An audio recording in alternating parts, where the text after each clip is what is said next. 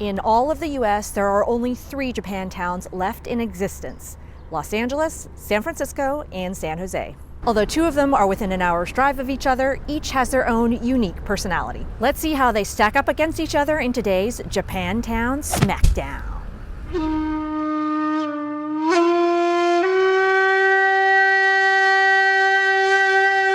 The Japanese were one of the first major immigrant populations to settle in California, arriving around 1860 for farm work and other manual labor jobs. In San Jose, it was mostly a local effort, and the town grew up around mom and pop shops that were clustered around 4 blocks of Jackson Street.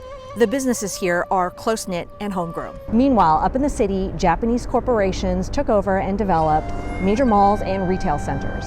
Today, SF Japantown is mainly composed of 3 major indoor malls. In addition to chain stores, there are also some direct from Japan imports. So which will win out, homey and quaint or trendy like Tokyo?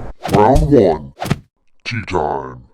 A traditional snack to have with hot matcha tea are wagashi, popular confections made from either mochi, wheat, buckwheat, or starch flours. Usually they're filled with bean paste, but sometimes they can also contain seasonal fruits. San Jose has Shuei-Do, which means gathering place, and it was opened up by the Ozawas over 70 years ago and taken over by another couple, the Kumamarus, about 30 years ago as a second career.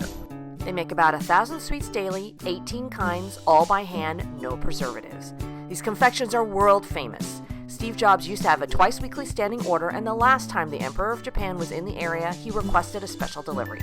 Get here early before they sell out. The most popular dessert here is the peanut butter mochi. It's not too sticky, and they've nicely dusted the outside with a bit of kanako powder so that your fingers won't stick when you handle it. Yummy.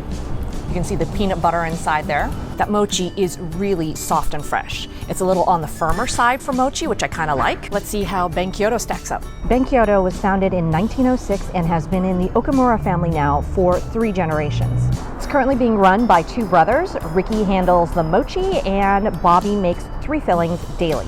Together they make about 1,500 pieces of about 15 different variety of mochi and manju. If making wagashi from scratch wasn't hard enough, Ben-Kyoto is also a diner counter for the local seniors to hang out and socialize. The favorites are the seasonal mochis, which are filled with fresh strawberries and mangoes. As with Shuei-Do, get here early before they sell out of confection. So let's start first with strawberry. Looks yummy. Look at that fresh strawberry inside. Mochi is super soft and moist on this one. Around the strawberry, there's a little bit of a lima bean filling, but not too much, and it's nice and delicate, so when you bite into it, really the primary taste that you get is the strawberry. I was also lucky enough to get the mango mochi. There's this giant piece of fresh mango inside. Fantastically impressed with Ben-Kyoto. And the winner of tea time is a tie. Both wagashi confectioners are excellent, and it's very difficult to choose between the 2. It comes down more to personal preference, whether you like the firmer mochi of Shuei-Do or the softer one of Ben-Kyoto. Both have excellent fillings and a variety of pastries to choose from. Half point each, San Jose and San Francisco. Round 2, ramen. Since the 80s, tonkatsu rose to overwhelming popularity worldwide in the world of ramen, and it pretty much crowded out all the other styles. But recently, especially here in the health-conscious Bay Area, chicken and seafood-based broths are making a comeback. Maruten Ramen just opened up here in San Jose last year, and they are quickly building a niche following. They only specialize in chicken-based broths. In addition to the shio, or the clear salted broth, they also have a tori paitan, which is a cloudy broth made specifically with chicken that comes in a few different versions. Today, I got their limited special kuro paitan, which has a black roasted garlic oil added to it, a white chicken chashu, wood ear mushrooms, a 6-minute egg, and a whole wheat noodle ramen. For $1 more, add a ball of spice to your life.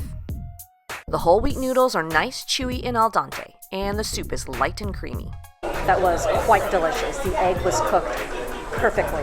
Nice and gooey on the middle, not too gooey. And I love the substitution of the pork chop suey with the chicken breast. The chicken was not dry at all. Very nice and tender and juicy and very well seasoned. Let's see what the city has on offer. Hinodea Ramen Bar debuted here in San Francisco at the end of 2016. It's being helmed by Japanese chef Masao Kurobara, who at one point was the executive chef of the Japanese embassy in Holland. And he served such dignitaries as the Prime Minister of Japan and President Bill Clinton. Hinodea originally started out as a small eatery in northern Japan in 1885, and by the time that it had passed down 4 generations to Masao, it had grown into a 4-restaurant empire. This is their first expansion into the US. The most popular dish here is a Hinodea house ramen, but I am going to get the hamaguri or clam ramen instead. The essence of Hinodea is about dashi broth, which is made from concentrated bonito and kombu. It is light, subtle, and a cornerstone of Japanese cooking. On the table are complimentary umami paste, a spicy tabera condiment, and togarashi. Add generously. The buckwheat noodles are firm and tasty. Get an extra order. That was really amazingly delicious. The broth was so flavorful and complex. And I love the addition of the clams inside, which were really fresh and plump and juicy. And they had their own unique taste of the sea to it, so kind of added together with the broth was just phenomenal. And the winner of the ramen round is Hinodea. With the richness and complexity of its dashi broth, Kurobara-san demonstrates his mastery over Japanese cuisine. Point, San Francisco. Round 3. Dessert. Banana Crepes has been around for over 10 years, and they do 2 things really well: Japanese-style crepes and Hawaiian shaved ice. Okay, so if you don't live on the Cali Coast or in Hawaii, you might be wondering what Hawaiian shaved ice has to do with Japantown. Shaved ice topped with condensed milk and azuki beans originated in Asia, and the Japanese brought kakigori over to the islands with them. You can choose 2 from their extensive list of flavors and add ice cream, azuki beans, condensed milk, or leaking powder for an extra cost. That's an awesome shaved ice. It's been shaved so fine. It really tastes like snow and just melts on your mouth. The syrups are not too sweet. In fact, I probably would like them just a little bit sweeter. Kind of got to dig down to the bottom where all the syrup is concentrated. Overall, really great and perfectly refreshing on a hot day. Up in the City is another variant on a traditional dessert. Uchi Time is the latest Instagram sensation in Japantown. The first shop opened in Berkeley in mid-2016, and the second shop here in Japantown opened just last year. Borrowing from a current Japanese fad, they serve traditional taiyaki, fish-shaped waffle cakes usually filled with azuki beans, but in this case with delicious soft-serve ice cream in your choice of sesame, matcha, tofu, and a seasonal flavor. Today, I got the seasonal hojicha and matcha with sprinkles and wafer cookies. Perfectly Instagrammable, but also super delicious.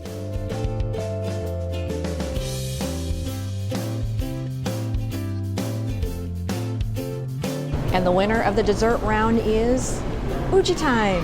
I can't resist their soft-serve ice cream in delicious and refreshing flavors. And they score extra points for their ultra kawaii, taiyaki, and toppings. Score another point for San Francisco. Round 4. Karaoke. Karaoke is the perfect way to end out our Japantown battle. It's a uniquely Asian phenomena. The karaoke machine was first invented by Daisuke Inui in 1971, but instead of selling it as a home entertainment center, he decided to sell it commercially, and the karaoke lounge was born. These are generally pretty rowdy bars with a premium karaoke system installed, typically on a stage, although sometimes some patrons sing from their bar stools if the mic reaches. And there's a whole karaoke CD industry that churns out millions of songs, so there's definitely something you'll find that you can belt out. Seven Bamboo is an awesome little neighborhood dive bar that opened up here in 1980. It also happens to have a very fun and intimate karaoke experience 7 nights a week. The regular bar crowd are all part of the community, so there's a family feel to it. It's a dive bar, so drinks are not fancy.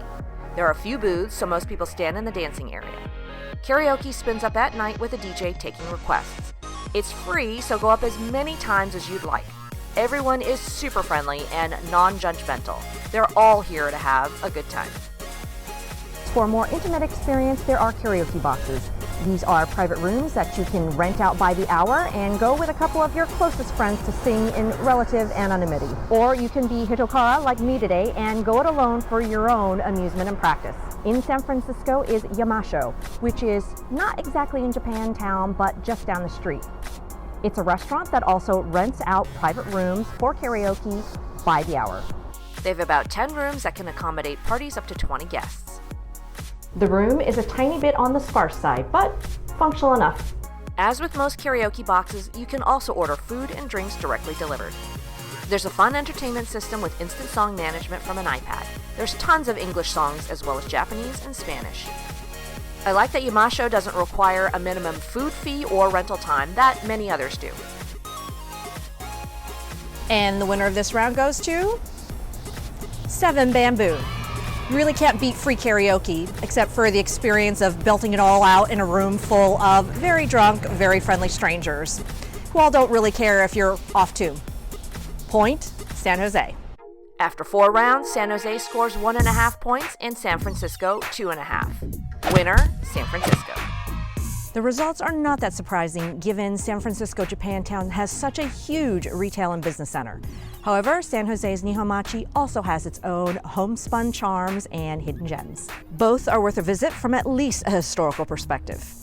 From today's awesome blow-by-blow match, it's Zeene in Real Life, signing off. Peace.